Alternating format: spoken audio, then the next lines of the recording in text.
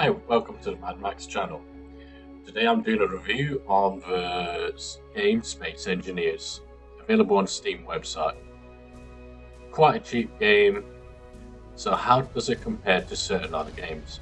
Well, it's technically a Minecraft, except for it's not all cubes. The landscapes themselves can be quite destructively mined. You can use explosives. At which point I might as well explain, this is Minecraft with weapons but not cubes. Anyway, through the settings of this game, it's quite obvious that if you're running it with high graphics, I would recommend a decent graphics card. Processor wise, a quad core, anything upwards. RAM, if you're going on high quality node, I'd probably say minimum of 8 gigabytes of RAM. Graphic card, I'm currently using a GTX 1070. My previous card, 770, was having issues with its video memory. Anyway, down into the game itself, you build small fighters, capital ships, cities, buildings, pretty much whatever you want to do, like you would do in Minecraft. Major differences, obviously, is there's engines, gyroscopes, weapons, batteries, nuclear reactors, and obviously you can download some mods, but further in the video I'll explain a bit more about that. So, obviously, gravity does apply in the game, and it is multiple planets. And you can tell with the sun rotation is quite quick. Companies said how you configured the map. I'll come further to that one in a bit too. So, you fly around as a person with a jetpack on. You can take your helmet on and off. Your person himself requires oxygen and energy for his suit, and hydrogen for his jetpack. And you can make things quite complicated with computer cores and stuff like that, and timer blocks.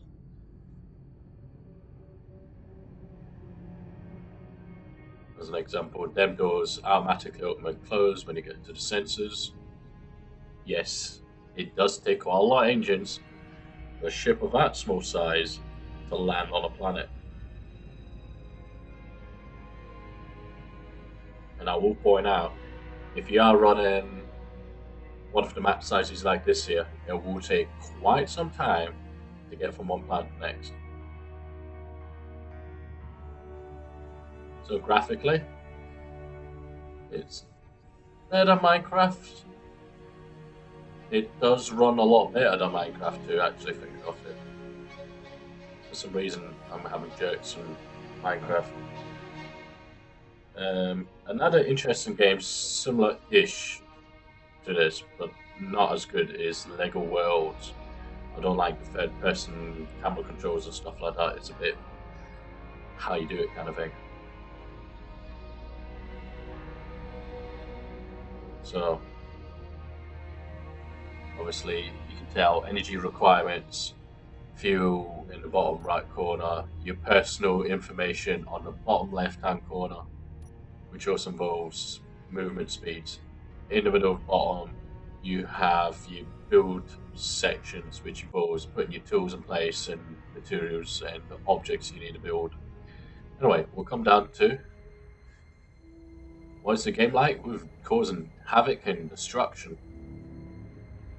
Well, loaded up a quick map where you get a bunch of ships and a station. We'll put this thing in position.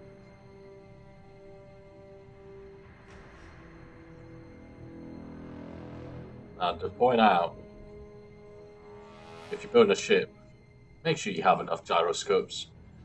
You'd be surprised how much I had to swing the mouse to get that ship to turn.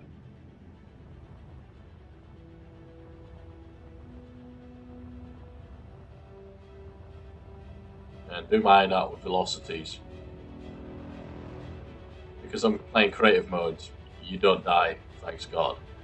But if you're going, well, quite some high speed against the side of this here, you basically splat against the side of it.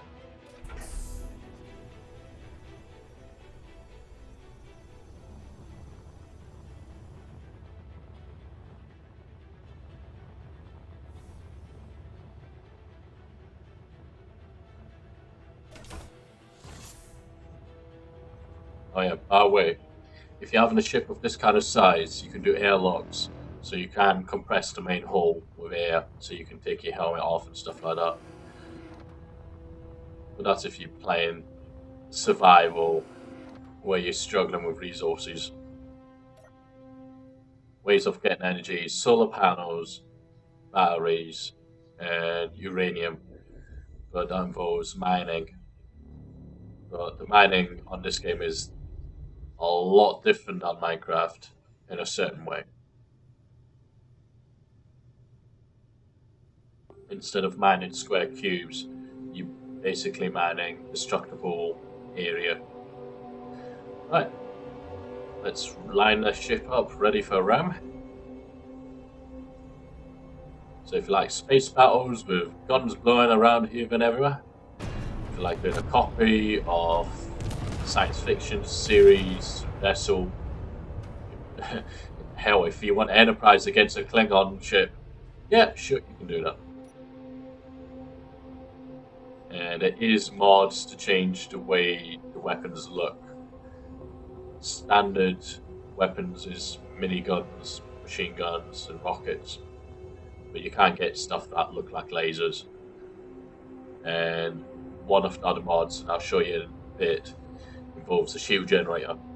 Oh yeah, it does work, but not so much for fighters. I'll come to that in a bit. So, come to your main character thing, where you can have gestures, the character's tools themselves, on all the different blocks, with multiple subcategories to organise it all.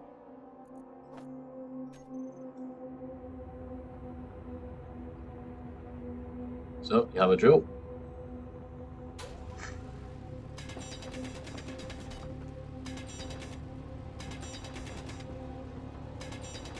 As you can see, all these lumps are not flying around because there's gravity from the station.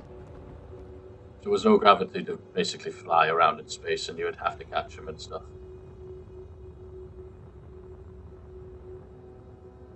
Right, so obviously you build small vessels too. This one is a build backslash dismantle. If you're playing a survival, quite a useful thing. If you wanted to rebuild one of those ships or build something completely different, to save time, you build something like this here, which has a large version of a grinder. Just chop things down into a storage box, because your character himself has got a carry limit, but based on weight, not how many items. Are we? Just a forewarning, if you're building a small little fighter thing with the grinder and stuff like that, its weight increases too, which obviously changes how long the braking distances are.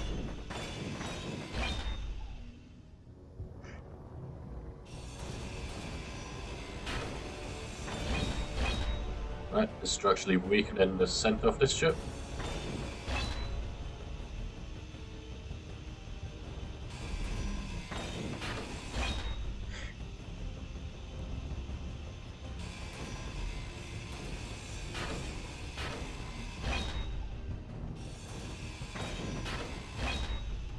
In the bottom right hand corner, you might have noticed the number going up for its weight.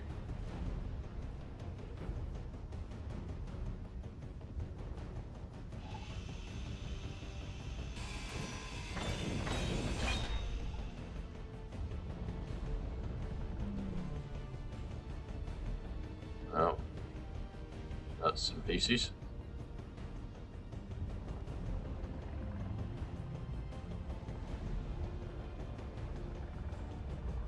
And I've had this game for quite some time now, and it's gone through pretty much weekly to monthly updates for changes. Originally the graphics weren't as impressive as it is now. They have lost the support for DirectX 9, because this game did work on Windows XP originally. But looking at the fact of requirements and stuff like that, you would want to use at least Windows 7, if not above.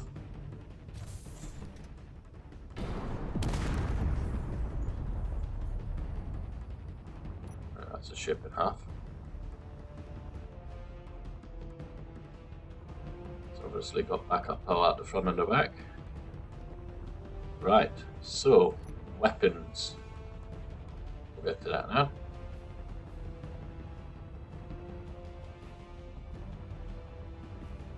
And you can set waypoints. By the way, there is hammer blocks and coordinate boxes and stuff like that, so you can actually make something follow waypoints you set, and it is quite accurate.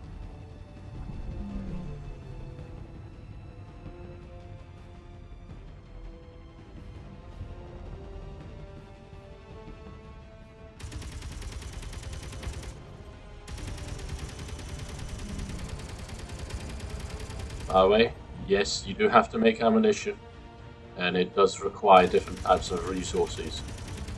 It is a lot of different resources. Basically, all the main elements you would have on the table.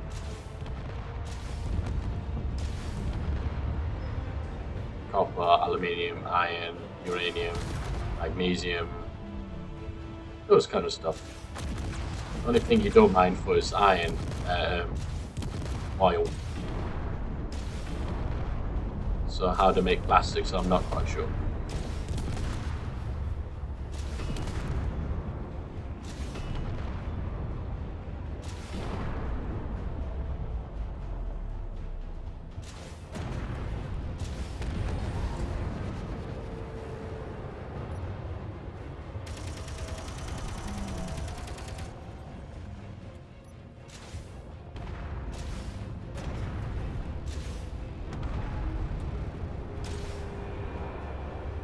Right. In a minute, I'll show you exactly what happens in the main menu for starting up a map and explain about the mods. Basically, when you go to the Steam website, you look through the workshop, you look at the mods themselves. If you look at something that you like, all you do is subscribe. Same as YouTube, doesn't cost you anything. You basically follow that person. That mod automatically gets downloaded into the game, and it gets updated every time you launch the game, just to make sure it's all up to date.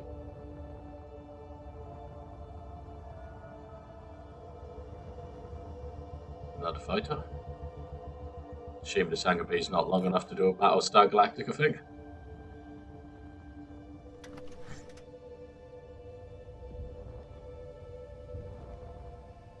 And yes, you can build a Battlestar Galactica to 1/2 the size.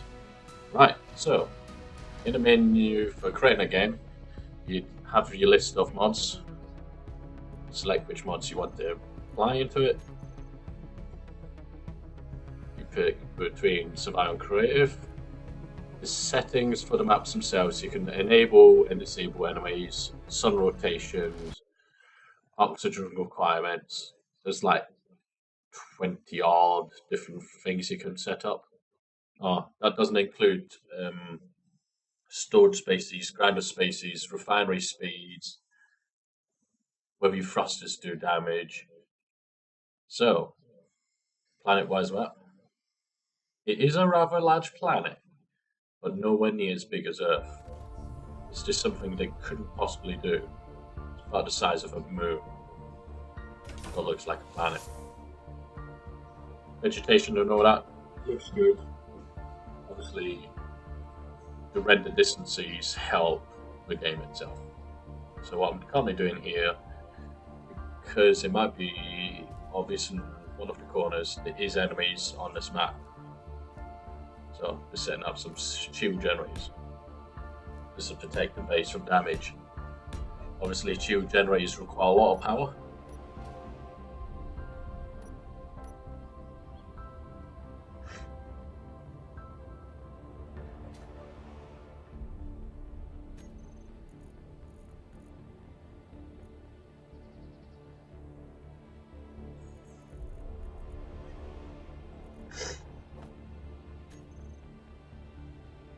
And you might see that red switch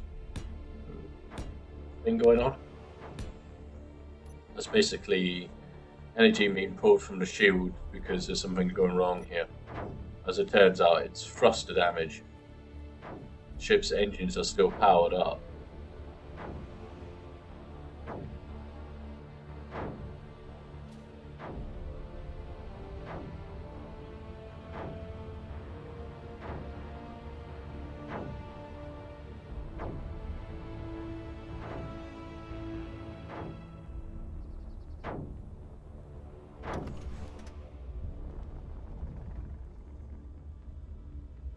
Right, this here, as an example, is a miner.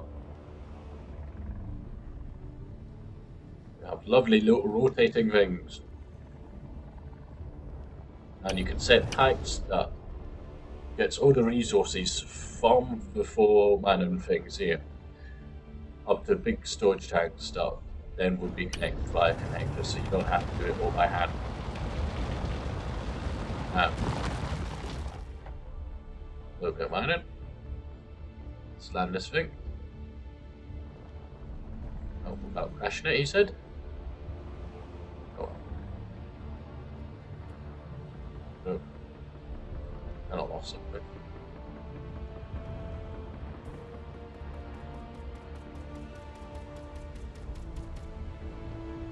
Time to get the machine gun out. Oh, by the way, that red splatter, as you can imagine, is me being shot.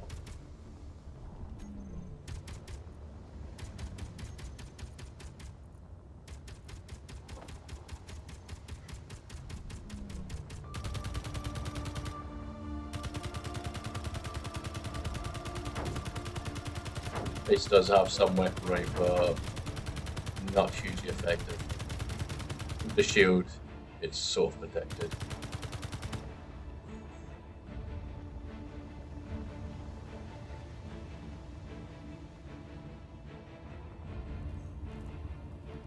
Well, I won't bother repairing the damaged miner. Not particularly much. Yeah, there is a theoretical limit on where you can put stuff, but you'll figure out what you need to do.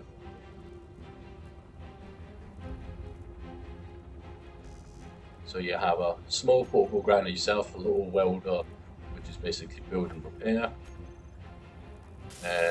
the drill for mining, and a gun for small arms fire.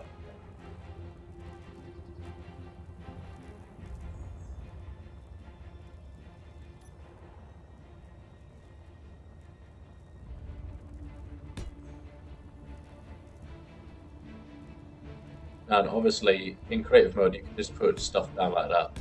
But in survival mode, you actually need metal or something first to be able to put something there, then to continue building it. Obviously, checking the resource requirements.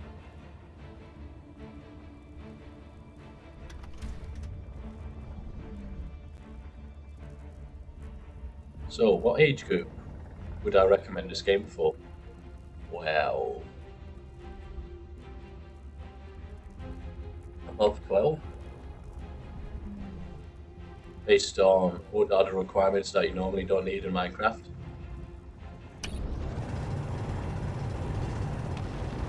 Don't get me wrong, you don't need to understand what any of the copper materials and stuff like that are.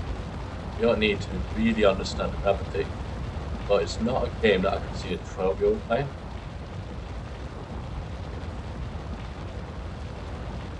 $15-year-old onwards, someone who likes Star Trek and stuff, yeah, definitely the game for that. This is basically Minecraft for people who feel that SpaceEngineers is basically a game for people who have grown out of Minecraft but fancy something different. Is it worth the money? Yeah. I mean, continuous updates, the way the graphics look, if you've got a PC good enough, if you're complete and not a geek, definitely a game. I've spent about 450 hours on this game. Especially survival, you do spend a lot of time on that. If you land with a drop ship and that's all you got, it takes quite some time before you can build something completely new.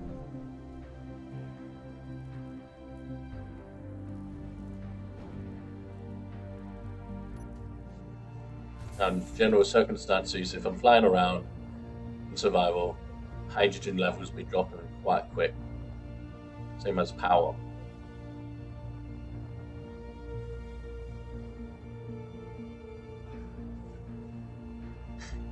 Right, let's put some fuel generator on this.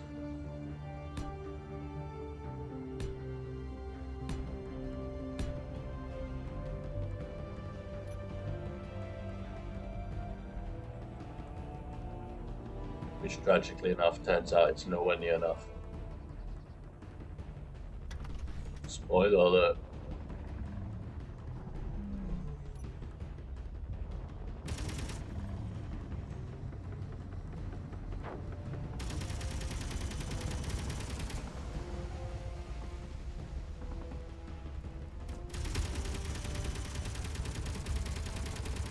Oh, lost weapons. Now we're on fire. That can't be good.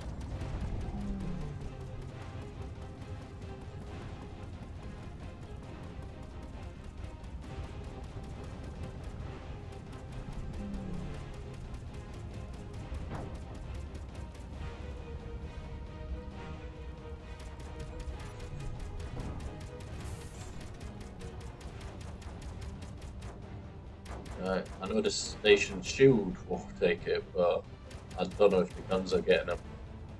I'm going to sort them out.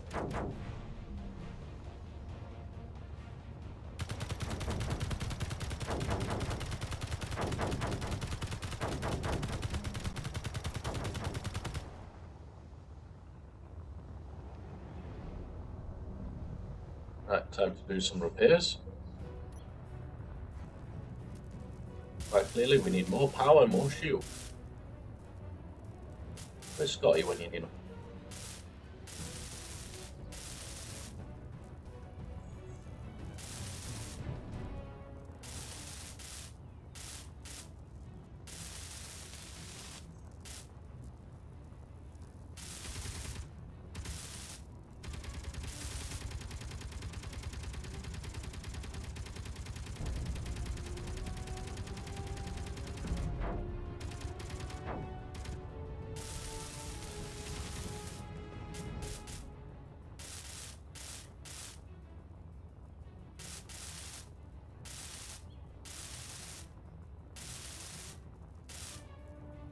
Can you build vehicles to drive around the map? Yes, you can. There's downloadable scenarios too. One of them is for Martian, as an example, where you at our base, you got to convert this moon rover vehicle, drive the distance, and fly up and come to weight and stuff like that. So, anyway, you can download scenarios as well as mods, parts.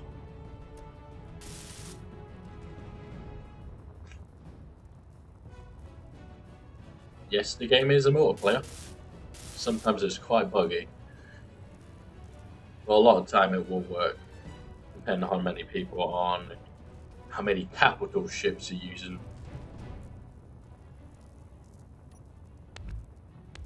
If you happen to be going over the top with what you're putting on there, obviously I expect issues. Right, time to put new weapons on us. If you don't first succeed, use a bigger hammer.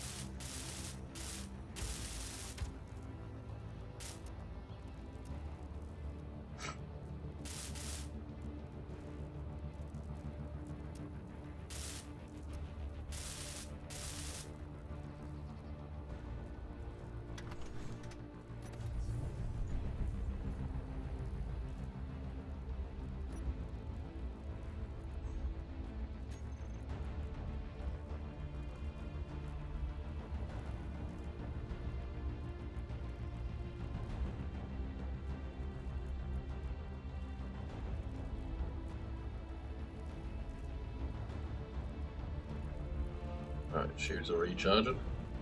Not that they're gonna do much. Both of them are broken.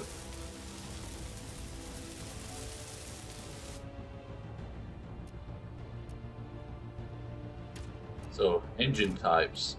You got the standard propeller types, and then your iron engines and hydrogen engines.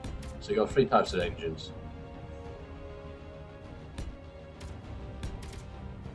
Wheels, you got multiple different type of wheel sizes, landing feet, radio communications, storage boxes, things for rotating, pistons. Basically, you've got pretty much anything you need, console panels and stuff like that, to build any kind of sci-fi ship that you technically want to do. And you can build sort of decent circles.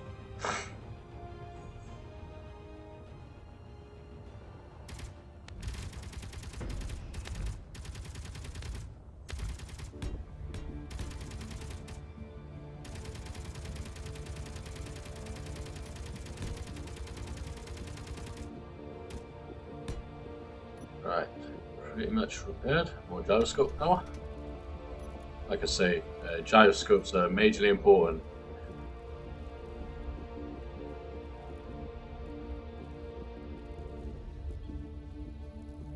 As well as power requirements.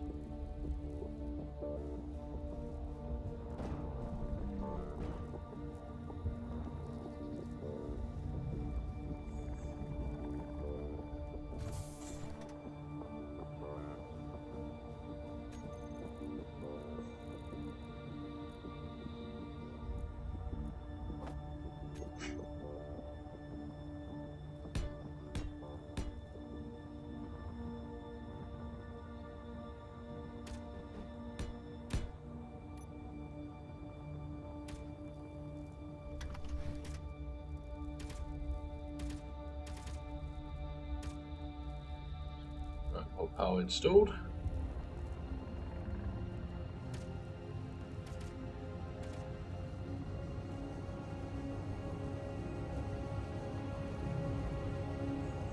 Right, let's fly to the enemy base.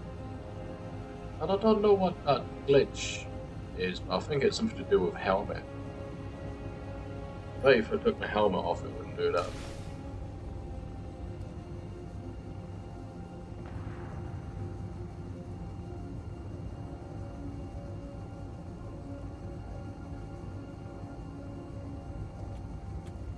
So yeah, the game available on Steam, Keen House Software if I'm not wrong. Weekly, monthly or 2-weekly updates, mods, scenarios. It's basically a game like Minecraft but better. It's more a grown-up version. Would I recommend buying it? If it's the kind of game you think you're going to enjoy, yes, it's definitely worth the money. Well, shields it out.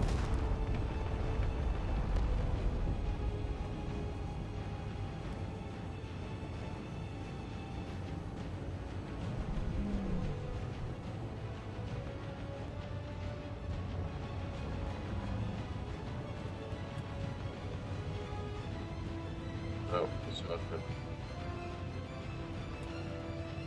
it's taking a bit of damage there. Oh well, can't be too bad.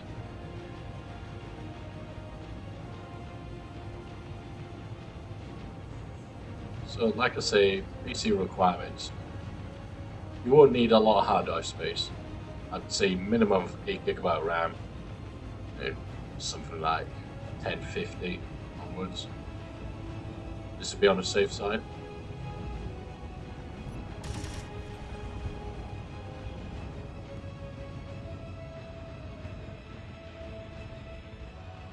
They've still got guns on it. Like I say, they are working on any kind of bugs and stuff like that with updates. Extra content. Because originally this game didn't even have planets in it when I first started playing it.